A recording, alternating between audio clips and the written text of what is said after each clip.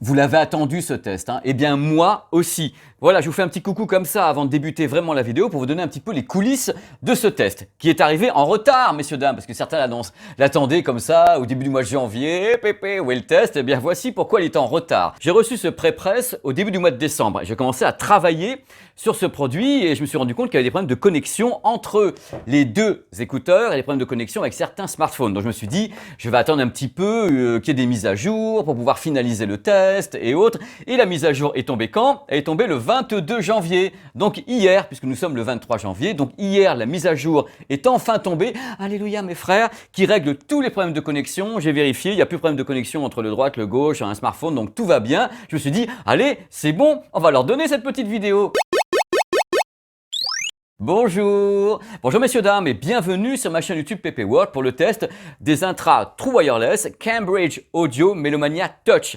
Alors si vous êtes des fidèles de la chaîne, vous savez qu'il y a de cela un an et en retard en plus, honte sur moi, j'ai testé ces petites choses, les Melomania, et j'ai trouvé que c'était extraordinaire, super rapport qualité-prix, c'était moins de 100 €, on les trouve à 89 € maintenant. En plus un produit plug and play, pas d'application, on met, le son est bon, c'est génial. Je me suis dit, vivement la suite, ça tombe bien parce que voici justement la suite et dans cette vidéo je vais me faire une joie de vous décrire ce produit. Numéro 1, j'ai carrément été interviewé le patron, le CEO de Cambridge Audio pour dire pourquoi, comment, qu'est-ce que vous avez fait, qu'est-ce que vous n'avez pas fait. Donc comme ça, on va voir un petit peu l'identité du produit. Après, bien sûr, je vais vous le décrire techniquement, ce qu'il sait faire, ce qu'il ne sait pas faire, ce qui a été augmenté ou diminué ou changé par rapport au précédent. Comme ça, vous verrez bien ce qu'il en est au niveau de la progression ou de la régression. Moi, je ne sais pas du tout, hein. Après, bien sûr, il y aura bien sûr les résultats sur le terrain avec les mesures d'un ingénieur du son qui a fait donc des mesures que je vais vous expliquer de A à Z de façon claire et compréhensible à tous, croyez-le bien. Après, il y aura bien sûr les plus et les moins, ce moment étonnant de petites caresses ou de coups de poing qui vous permettra justement de résumer un petit peu l'ensemble du test. Et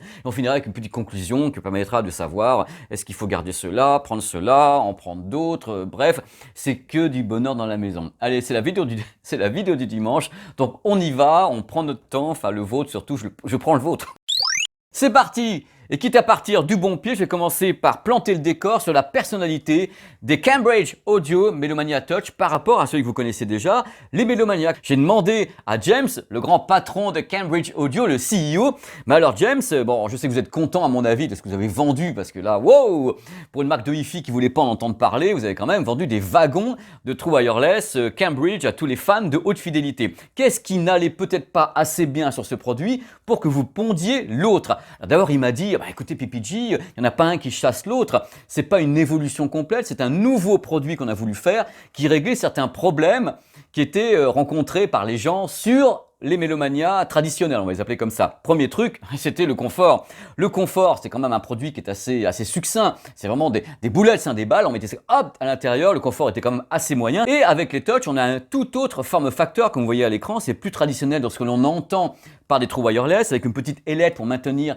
justement le produit dans l'oreille. Il y a un nombre d'embouts qui est très sympa pour tous les types de conduits auditifs, donc small, il y a XS, medium, large. Et il y a un truc qui me fait kiffer, ce sont les straps. Alors les straps, c'est super malin parce qu'en effet, on a les embouts. On met les embouts pour maintenir donc les intras à l'entrée du conduit auditif, mais quelquefois, ils peuvent ne pas être très bien maintenus dans l'oreille, dans la forme de l'oreille. Donc on entoure l'intra avec le bandeau en caoutchouc, avec la petite ailette pour maintenir à l'intérieur, ce qui fait qu'en effet, l'intra est super bien maintenu à la fois à l'entrée du conduit auditif et à la fois dans l'oreille. On peut donc courir avec et tout, ça va pas tomber parce qu'on a justement le choix des armes pour bien les fixer. Donc ça, moi je dis bravo. Second truc, c'est que les gens se sont quand même un petit peu plaints en disant ok, c'est pas cher, ça coûte moins de 90 € maintenant et autres, mais il n'y a pas d'application, on peut rien gérer. Alors là, ce qu'ils ont décidé de faire avec ça, c'est déjà une application qui permet de gérer le produit. On va y revenir justement. Ils ont également changé des choses à l'intérieur du produit avec des nouveaux drivers. C'est pas les mêmes que sur les Melomania. Donc en effet, des points qui ont évolué de tous les côtés. C'est pas uniquement une petite évolution. C'est un produit qui, à mon avis, est totalement différent, mais qui s'appuie bien sûr sur les bases des Melomania que vous possédez peut-être. Ce ne sont pas des Intra True Wireless avec une réduction de bruit. Ça, c'est un choix de la part de Cambridge. Il faut d'ailleurs savoir, on est entre nous là, comme ça, la vidéo du dimanche. La plupart des marques dites de Hi-Fi traditionnelles ont du mal déjà avec le Bluetooth et ont du mal avec la réduction de bruit parce qu'on estime techniquement que la réduction de bruit induit un gros travail numérique et qui peut dénaturer le son. C'est-à-dire qu'en effet, on essaye d'éviter ça. Donc pour le moment, Cambridge m'a dit ce n'est pas prévu d'avoir des intras à réduction de bruit. Ils m'ont pas dit que ça n'existera jamais. Ils m'ont dit pour le moment, ceux-ci n'ont pas de réduction de bruit. Par contre, il y a quand même un mode transparent. C'est-à-dire qu'à un moment donné, grâce à l'application ou en appuyant sur la surface tactile, vous allez pouvoir avoir un mode transparent pour savoir ce qui se passe à l'extérieur. On va entrer maintenant dans la technique sympa. Les Mélomania disposaient de drivers, donc de haut-parleurs de 5,8 mm de diamètre. Et là, on est passé à 7 mm. C'est-à-dire qu'en effet, ce ne sont pas les mêmes drivers. Donc, ce n'est pas uniquement une évolution, c'est un produit qui est entièrement nouveau au niveau du son. Ce n'est pas le même haut-parleur. Les codecs audio du Bluetooth 5.0 restent exactement les mêmes. On est compatible SBC, AAC et aptX. C'est ce que voulait Cambridge, qui est une marque quand même Hi-Fi. Ils voulaient au moins aller vers l'aptX pour les gens qui étaient sous Android.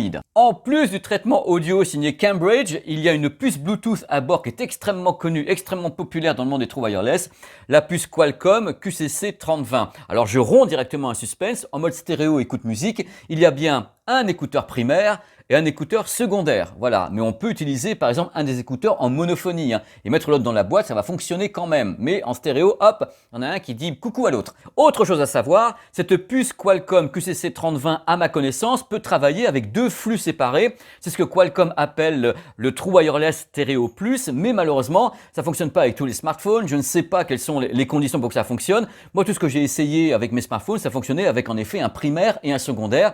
Mais peut-être qu'une mise à jour ou un truc comme ça permettra d'avoir deux flux entièrement séparés, puisque la puce QCC3020 est capable de le faire. Mais qu'est-ce que je lis là? Mais regardez un petit peu, il paraît que c'est le premier produit au monde, True Wireless, aptX et autres, à disposer d'une amplification Cambridge Audio de type classe AB. Alors là, vous dites, on rentre dans quel monde? La classe AB. On va tout stopper, on a trouvé le frein, on stoppe le train.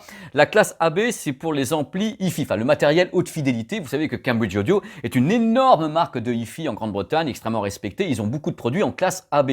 Alors c'est le meilleur des mondes entre la classe A et la classe B. Là, vous dites, on est super avancé. Alors l'idée de base, j'essaie de vous la résumer. C'est un mode de fonctionnement de ces amplis, donc classe AB, qui s'adapte en fin de compte au volume sonore. C'est un compromis entre la consommation, le rendement, un niveau de distorsion. C'est le meilleur des deux mondes en Hi-Fi, la classe AB. L'idée de base, c'est de limiter la distorsion. L'idée de base, c'est également d'avoir un excellent rapport signal-bruit, de ne pas entendre un bruit de fond un peu dégueulasse pour les oreilles les plus pointues. Mais je rappelle tout de même, chose importante, que là, les loulous, on a quand même affaire à du Bluetooth. On n'est pas sur des produits Hi-Fi à 150 000 € de tous les côtés. On est avec un produit Bluetooth qui est annoncé avec une amplification classe AB.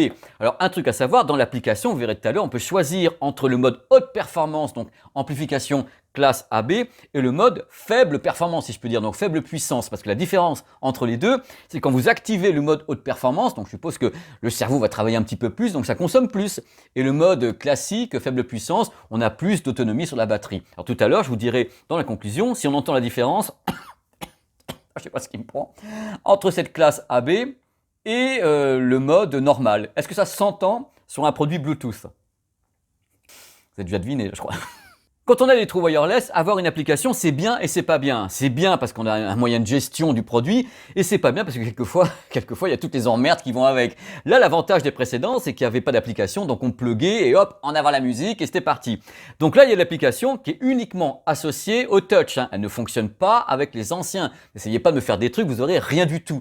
Malheureusement. Alors le truc, c'est que l'application est quand même vachement bien fichue. Moi, je l'aime beaucoup. D'abord en français, cette application. C'est un hub d'information et le premier truc que j'aime bien, c'est qu'elle vous donne une info sur le codec audio utilisé. Et vous dit voilà, vous êtes en aptX, en AAC, en SBC, donc déjà, vous savez ce que le smartphone envoie, ce qui est pas plus mal. Après, il y a une indication sur la batterie, il y a un égaliseur, plusieurs bandes, avec en même temps des pré-réglages et des personnalisations. C'est-à-dire que vous pouvez personnaliser, pré-réglage, égaliser, vous pouvez tout tripoter de tous les côtés, c'est merveilleux. Et il y a un truc super dont je ne vous ai pas encore parlé, la gestion des surfaces tactiles. Parce qu'on peut le dire vraiment dans cette vidéo, les surfaces tactiles, il n'y a que ça, c'est toute la surface qui est tactile, c'est-à-dire qu'il n'y a pas un morceau, non, c'est l'ensemble du truc. Vous verrez tout à l'heure, est-ce que c'est bien ou pas bien, c'est de la folie. On peut donc gérer les surfaces tactiles grâce à l'application. On a plusieurs possibilités, on peut gérer le volume. par surface tactile, on peut gérer le changement de piste, des tas de trucs comme ça. Et on peut gérer un mode transparent également au travers de l'application avec un pourcentage. On entend plus ou moins ce qui se passe dehors avec les micros qui sont activés. Donc c'est bien, c'est génial sur un produit comme ça. Et en plus, il y a un guide utilisateur qui est complet. Vous voyez affiché à l'écran comment les positionner. C'est pas toujours facile. Comment placer les straps, comment positionner les embouts, comment les utiliser. Et on peut rechercher les écouteurs quand ils sont perdus dans un coin. On appuie sur le bouton où t'es et il essaie de vous les trouver. Il essaye, voilà. Et si maintenant nous parlions des résultats sur le terrain, c'est-à-dire les tests audio. Ils ont été faits avec des fichiers en qualité CD qui ont été diffusés en AAC ainsi qu'en aptX comme vous voyez à l'écran. Et en même temps, il y a des mesures qui ont été faites et que je vais vous commenter pendant cette petite portion de la vidéo. Alors si vous avez déjà ceci, vous ne serez pas vraiment dépaysé. C'est-à-dire qu'en effet, on sent qu'ils se sont vraiment basés sur la signature sonore des Mélomania pour créer les touchs. Alors bien sûr, le haut-parleur est plus grand. Sur les touchs, les drivers sont plus grands. Le premier truc qu'on va entendre et que vous n'allez pas pouvoir rater, ou alors si vous ratez ça, mort de rire, c'est le grave. Bah, si vous aimez le grave, vous allez sentir un petit peu la différence entre ceux-ci, les anciens, et les nouveaux, parce qu'on sent vraiment que le grave est mis en avant. Ça, il n'y a pas de problème. Regardez la courbe à l'écran avec le commentaire justement de mon ingénieur du son. Le grave est mis en avant. Là, c'est clair, il est appuyé, il est mis en avant immédiatement. On le sent, on le ressent. Il tient bien. Si on pousse pas trop, c'est-à-dire qu'on ne met pas ça à saturation, il tient bien, il tient bon la rampe. Ce grave va vraiment vous prendre les oreilles, les tripes, tout ce que vous voulez. On sent que ça a du corps, même des morceaux où je pensais qu'il n'y en avait pas tant que ça. Bah lui, il t'en rajoute. Mais n'oubliez pas un truc important, il y a bien sûr quelque chose de formidable qui s'appelle l'égaliseur. Si vous avez un peu trop de grave, hop, vous agissez sur l'égaliseur, vous baissez un petit peu ça, il n'y a pas de problème. Avouez, vous êtes rassurés quand même. Donc il y a du grave. Si vous aimez ça, il y a tout ce qu'il faut dans la maison touch. Alors le médium, super important le médium, ce sont les voix, certains instruments. Quand on regarde la courbe à l'écran, on s'aperçoit que le médium est un petit peu en retrait. Alors c'est gentil, c'est une petite courbe en retrait. Il y a un léger manque de présence sur le médium. Ça voudra dire quoi sur le terrain? C'est-à-dire que par moment, quand on a l'oreille un petit peu fine, on s'apercevra qu'il y a une légère sensation de voile. C'est-à-dire qu'il n'y a rien de dommageable, il n'y a rien de bloquant. Bon, on s'aperçoit que c'est un tout petit peu étouffé quelquefois sur le médium. C'est comme ça, c'est sa signature sonore. L'autre était comme ça également. Donc il n'y a pas de problème, c'est la signature sonore, il est fait comme ça. Donc voilà, l'aigu, moi j'aime bien les aigus. Là, il est bien relevé, vous voyez la courbe, ça repart, hop, il est assez relevé. C'est pas l'aigu le plus fin que j'ai entendu, c'est pas l'aigu le plus ciselé, mais il est propre. Il est propre, j'ai pas entendu de sibilance, c'était pas non plus super défini, mais j'ai pas entendu de non, ça allait. Il est propre, ça fait que moi je peux vous dire en essayant de résumer que le son est très clair, extrêmement clair avec un grave très mis en avant. Le son est clair, l'aigu est propre, le médium qui est un petit peu en retrait, ça va donner un son qui est un peu plus doux, il n'y a pas d'agressivité, il n'y a rien du tout de tout ça. Le volume peut être très élevé, faites attention, il y a du volume. Si vous poussez, c'est justement pour ça que je peux vous dire qu'il sature, qu'il peut saturer. Il peut saturer lui, parce que sur moi il y a tellement de volume que par moment, hop, vous allez voir le grave qui va un peu saturer parce qu'il monte très haut. Je ne vous conseille pas de monter haut, pensez à vos oreilles, pensez à votre futur, le futur de vos vies, avec une belle audition comme moi jusqu'à 90 ans, pouvoir entendre aussi bien des intras dans les vidéos.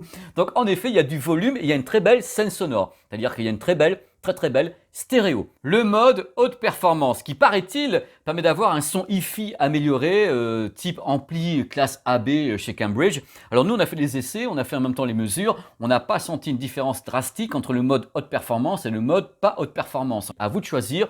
Moi, j'ai pas trouvé que c'était probant entre les deux modes. Et là, vous allez me dire, et vous avez raison, par rapport aux autres, c'est quoi la différence réellement à l'oreille avec les mêmes réglages, les mêmes fichiers et autres? Par rapport aux autres, on peut dire que c'est un peu plus équilibré. C'est-à-dire qu'en effet, les autres, moi j'aimais déjà beaucoup. Là, ils ont équilibré les choses de façon un peu plus finaude. Ils poussent un petit peu plus sur l'équilibre, sur la présence, sur le corps qu'on peut donner comme ça au son. Il y a un truc de kiffant qui peut justement ouvrir le débat entre nous, et c'est ça qui est vachement bien sur cette chaîne, c'est qu'on peut en parler. C'est que toutes ces marques qui sont des marques de hi-fi à la base, comme Cambridge Audio, comme Devialet pour le français, ou bien comme Sony, sur des exemples, lancent des produits qui sont des produits légers, nomades, qui poussent sur le grave. Vous voyez à chaque fois dans les vidéos, quand je vous mets les courbes de l'ingénieur du son, vous voyez la bosse sur le grave, et vous vous dites, mais c'est pas de la hi-fi, puisque la hi-fi de base, on dit, il ne faut pas pousser ni sur le grave, ni sur l'aigu, ni sur le médium. L'idée de la hi-fi, donc de la haute fidélité, c'est d'être au plus proche de la source. Et là, je pense que c'est vraiment une demande du public. Alors c'est vous qui pouvez répondre, hein. Une demande du public d'avoir du grave, parce que j'ai l'impression que quand les gens mettent des intras ou un casque où il n'y a pas trop de grave, ils disent « Oh, bah ça fonctionne pas, j'entends pas bien les basses. » Voilà. Et donc je pense que les fabricants ont parfaitement compris le message, j'en bouge mon tabouret, ont parfaitement compris le message, et même historiquement parlant, ces fabricants ne faisant pas de hi-fi boom boom, balancent des produits comme ça, nomades, qu'on peut avoir sur les oreilles en se baladant, en ayant du grave dans la signature sonore. Donc c'est marrant et c'est un fait qui est assez récent dans ma profession. Ça fait 15-20 mois que je vois débarquer comme ça des produits qui poussent sur le grave. Et les Melomania Touch sont presque les rois du grave, hein. C'est-à-dire qu'ils vont encore plus loin que les Gemini, ils vont plus loin que les AirPods, ils vont plus loin que les Sony. C'est les rois du grave et ils y sont allés super franco. L'heure est venue, messieurs, dames, de passer au plus et au moins. Rapport qualité-prix. Quand même, le concept, la boîte, les embouts, les straps, le produit, c'est quand même un super rapport qualité-prix. Un grave solide, ferme. Vous n'allez pas vous ennuyer, hein. Un haut volume sonore possible. Il peut aller loin, faites attention à vos oreilles, il peut monter très très haut en volume sonore, hein. Un bien meilleur confort que les Melomania. Franchement, le bond en avant sur le confort, c'est juste ouf. Un rendu de l'aigu qui n'est pas agressif et qui est agréable. C'est pas le plus fin que j'ai entendu, mais c'est très agréable. Le rendu du médium qui est clair, qui est un peu en retrait, mais qui est clair. Le médium est clair, il n'est pas agressif non plus. Moi, ce qui me gonfle, c'est quand je mets un produit et qu'il est agressif sur les fréquences. Ça, j'ai vraiment du mal. Globalement, une sonorité plus équilibrée et plus travaillée que sur les premiers. Mais attention, c'est subtil. Je ne vous dis pas qu'il y a un fossé, je tiens à être clair là-dessus. Il n'y a pas de fossé technique au niveau de la signature sonore entre ceci et les touch. Par contre, on sent que c'est plus équilibré. Même aux courbes, ça se voit, mais c'est pas abysse, quoi. Je veux dire, vous n'êtes pas en train de dire « Oh là là, mais quelle différence extraordinaire !» Non, c'est subtil. Mais côté grave, c'est pas subtil, c'est une excellente application. J'ai adoré bosser avec l'application. Compatibilité avec les codecs AAC, SBC et aptX avec Qualcomm à bord. En plus, dans l'application, on peut choisir les codecs audio avec lesquels on veut travailler. L'application compatible iOS et Android.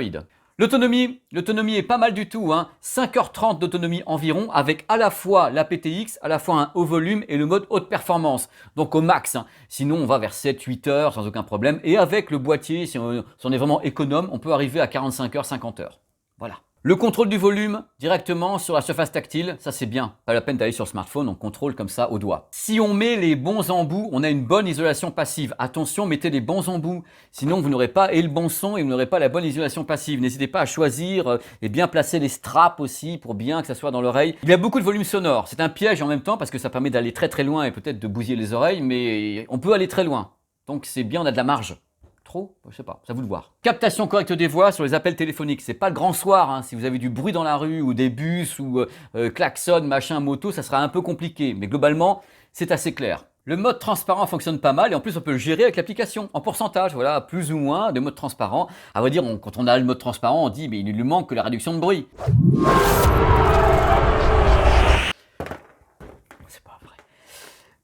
Tu aimes le grave, hein, mais quelquefois tu aimes trop ça d'ailleurs. Et quelquefois il y a un peu trop de grave. Donc en effet, il va falloir peut-être jouer de l'égaliseur. Globalement, ils ont chargé le grave, hein. Alors concernant le médium est un petit peu en retrait. Ça fait que quelquefois, il peut y avoir une sensation de voile ou d'étouffement. Ça dépendra des morceaux, de ce que vous attendez également, mais quelquefois ça peut arriver. Donc, je préfère prévenir, je suis là pour le dire quand même. C'est pas un défaut, c'est un réglage de la signature sonore qui peut quelquefois, par rapport à d'autres qui sont super enjoués, qui en balancent partout, là c'est un peu plus timoré sur le médium. Il y a un truc qui m'a gonflé, mais alors gonflé grave, c'est que toute la surface du produit est tactile. Ça fait que quoi que vous fassiez, c'est-à-dire vous les positionnez, vous faites ça tout doucement, vous activez une fonction. C'est extrêmement, beaucoup trop sensible.